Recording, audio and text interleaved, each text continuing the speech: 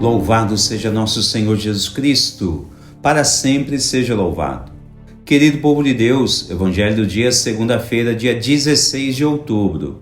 O Senhor esteja convosco, Ele está no meio de nós. Proclamação do Evangelho de Jesus Cristo segundo São Lucas. Glória a vós, Senhor.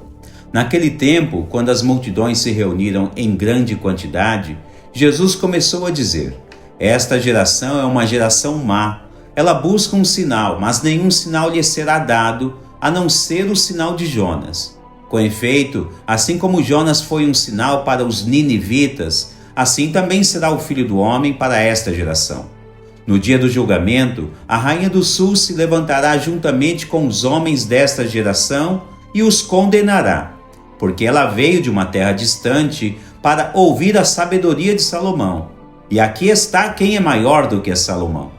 No dia do julgamento, os ninivitas se levantarão juntamente com esta geração e a condenarão, porque eles se converteram quando ouviram a pregação de Jonas. E aqui está quem é maior do que Jonas.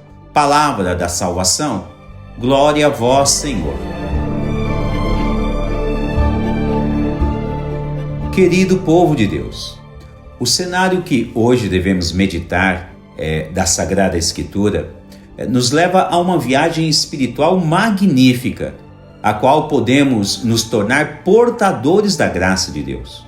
Aliás, mais valiosa do que qualquer sinal que pedimos a Jesus, a graça é o dom espiritual que Deus quer conceder a todos os seus filhos sem distinção.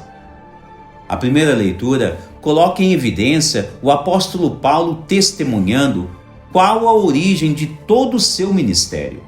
São Paulo discorre brevemente sobre um conceito teológico cristão de suma importância para a nossa vida espiritual e todo o seu crescimento. Ao testemunhar a origem de sua vida cristã, o apóstolo das nações abre os nossos olhos relativamente ao ensinamento sobre o que é a graça. Na prática, São Paulo diz que é por Jesus que recebemos a graça da vocação para todo o apostolado. Ou seja, São Paulo se submete ao invólucro da graça de Deus em sua vida e diz que a origem de sua vida cristã chegou até ele pela graça somente e não de outra forma.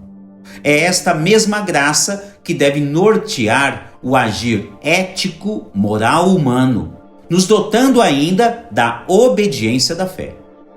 No comentário sobre a graça, Santo Agostinho assegura que a vontade humana é de tal modo ajudada por Deus para praticar a justiça que, além de o homem ser criado com o dom da liberdade, e apesar da doutrina que o orienta sobre o modo de viver, receba o Espírito Santo, que infunde em sua alma a benevolência e o amor do bem incomunicável que é Deus.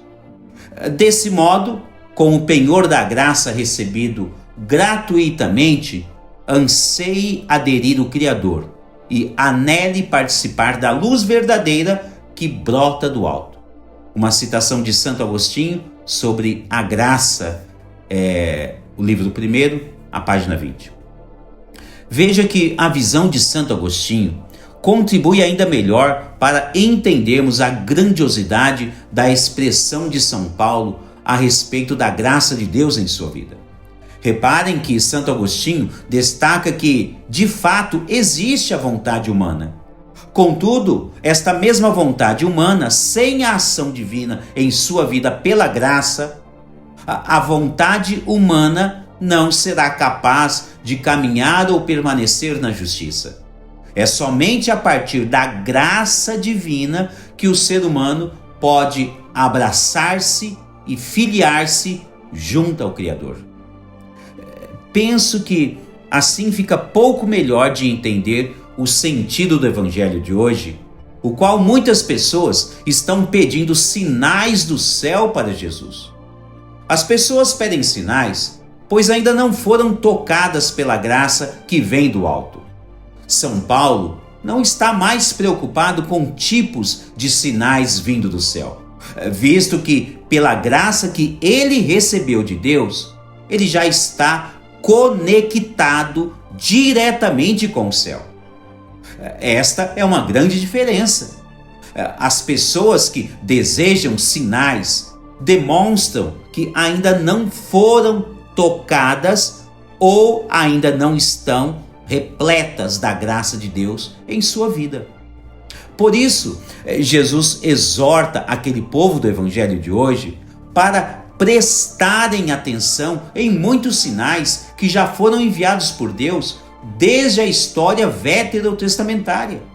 Neste caso, Jesus cita o profeta Jonas, que permaneceu 3 dias no ventre de uma baleia e que foi regurgitado na praia de Nínive, onde ele deveria se tornar um sinal da misericórdia de Deus para todo aquele povo.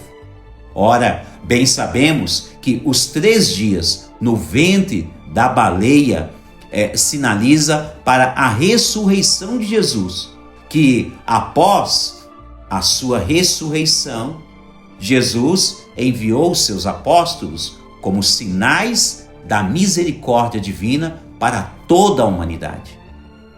Este é um indicador claríssimo, o qual Deus quer infundir na alma do ser humano a sua benevolência e a sua graça divina, a fim de que todos que se converterem, como aconteceu naquela cidade de Nínive, não fiquem preocupados mais com tipos de sinais, mas vivam nesta vida presente repletos da graça de Deus.